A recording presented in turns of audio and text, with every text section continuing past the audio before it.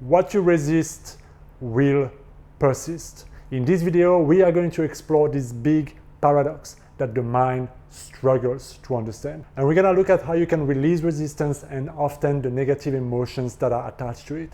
Because resistance often creates some form of negative emotion, whether it's stress, whether it's suffering, frustration, doubt, anxiety, you name it.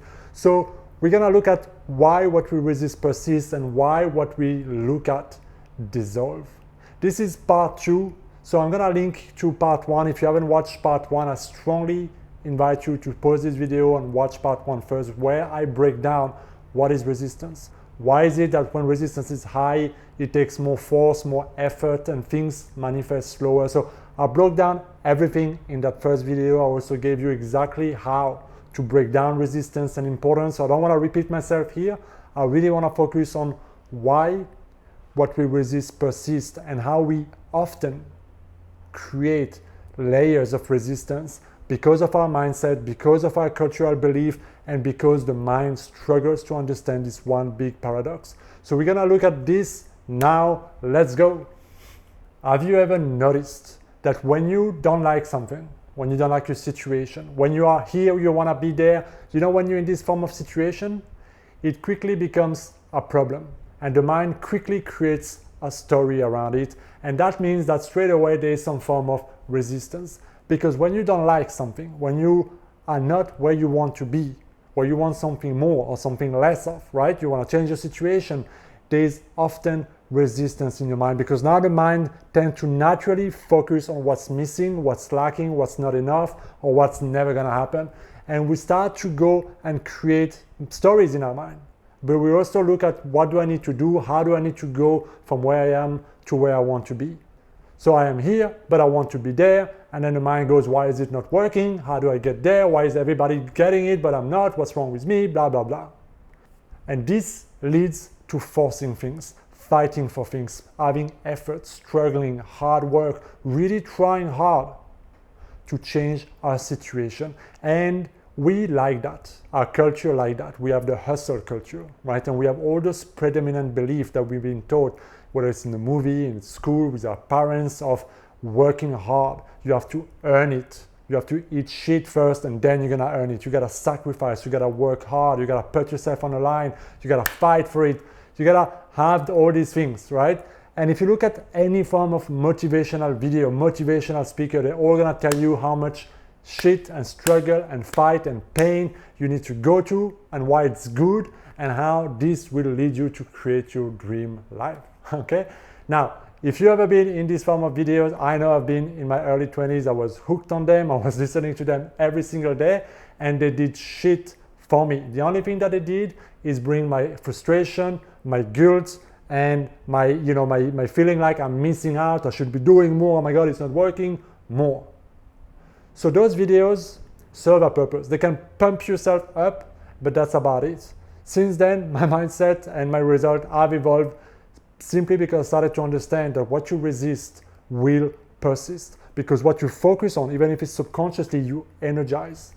And we know from quantum physics that the act of observing something is the act of creating something, or in this case, the act of perpetuating something or situation. So you're struggling with money. There's not enough money in the bank. I need to make more money. I need to grow my business. I have to make more clients. How the fuck do I go about it? So you go on YouTube and you have to create funnels and DM people and more sales call, and you go on all this tangent about everything you need to do. Yeah, that is the pattern I was talking about. So there's some situation that you resist because you want something else instead. Yeah, the situation that is now is not what you want, and so now you go into the unconscious mechanic. I need to work out, I need to do something else, I need to hustle, I need to do more. And if you don't, there's guilt that kicks in. Work hard. Why do you take a break? Why do you do this? Why, start to beat yourself up? You ever been there? So it creates more force. Dr. Hawkins would call this trying to change a situation with a lot of force, meaning with low vibration, low state of consciousness, where everything needs to be forced. Obsessed, struggle, it takes time.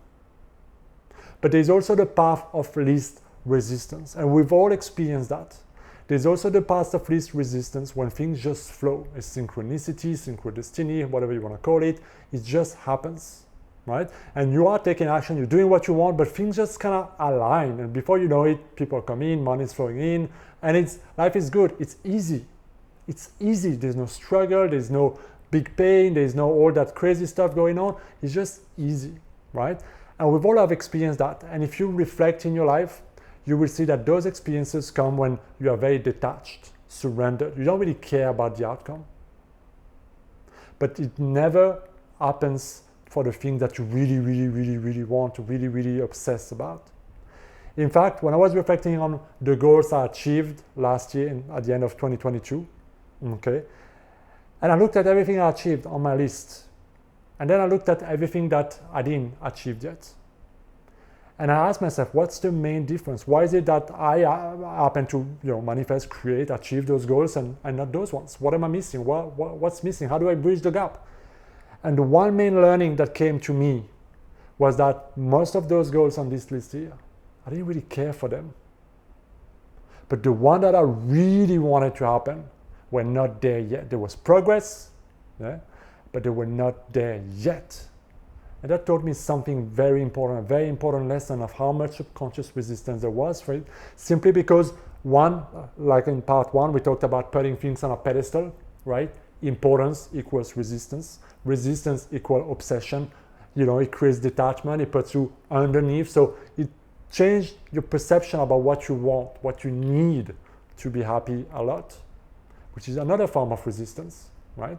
So I'm breaking down, I give you some examples here so you really understand why this underlying what you resist persists. You may be trying to pull out weeds, but what you've been really doing is you're planting them firmer into the ground. So the question is then, how do we release that resistance? How do we go onto the path of least resistance? And the key to do that is acceptance of your present situation. And I pause here because I know that often when I tell that to my clients, the first thing that goes in their mind is, fuck that, no way, Because in their mind, it means that if I accept what is, I'm going to be stuck with what is. And I don't want this, I want something else, I want something better, I want that thing, okay? And I want to pause here because this is so important. That resistance, that voice that comes in your mind, that's the resistance speaking. But it's also just how much the mind struggles to grasp this concept. You see, accepting what is doesn't mean that you remain stuck. It means that you're able to dissolve all that resistance, all that importance, so that you can elevate your state of consciousness and you can put yourself on the path of least resistance. This is what it's called being detached, being surrendered, being in a non-resistant living, whatever you want to call it. And it's just simply being like, you know what, where I am, I accept where I am, I understand the purpose it serves, and I understand that I can choose something greater. It's the big dichotomy of, oh, life is perfect, and you still might want to change it. And you may be like, why would I change something that's perfect? Well, exactly. But because you are a creator, and because of where you are, you accept it. There's no resistance in the equation, meaning that you can simply start to change your awareness toward what you want. And this is where the visualization comes in. This is where the positive self-talk comes in. This is where all that mind power work, visualization, attraction comes in. Once you dissolve that resistance and you start to tell your mind, this is what I want instead, let's go. But you do it not in a place because I have a problem, I don't like where I am, but you do it from a place of a higher level of consciousness, awareness, and presence, where you're simply observing what is, and you simply choose to experience something else. And so it's important to understand that acceptance and releasing resistance doesn't mean that you have to give up what you want.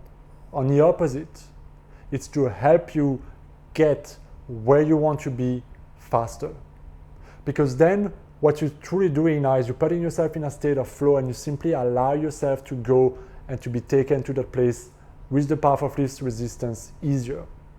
Now, I want to mention that the path of least resistance doesn't mean doing nothing, sitting on the sofa and just waiting for somebody to hand you, a bag of money or gold or jewelry or whatever. it means being an active participator, but coming from it from a high level of consciousness, what Dr. David Hawkins would call from a place of true power. So for example, you want to get a job, right? An opportunity shows up and you're asked to do an interview. You're not going to say, fuck that, I want the job, not an interview. You know, call me when I got the job. You'll go and you do the interview and you know that you're going to nail it because you're the right person. So you have to be an active participator in your experience, and you have to do what is required for you to create the end result. And the path of resistance also doesn't mean that there won't be any challenges, that there won't be any things that you need to learn or any form of difficulty or fear to overcome. Because all of those things can be part of the process, but there's a massive difference between just trying to force everything, struggle, eat shit for 10 years before you can see the result, and coming from a place of, you know, the hustle culture where you always have to feel good enough and validate yourself and work hard and all that crap. Yeah? It comes from a very different level of consciousness.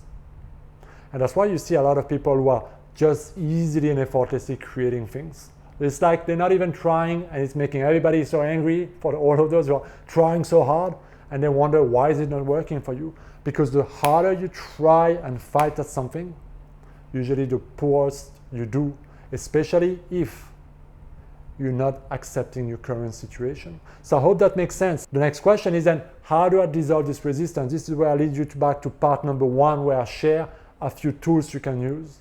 I'm gonna give you one more. The fastest, easiest way is to sit with that resistance, that situation you dislike, what you're feeling, what it's bringing into you. Just feel it, allow it to be there, observe it lovingly with a loving awareness, and let it dissolve. And after a while, you will see that the intensity will simply go down and dissolve.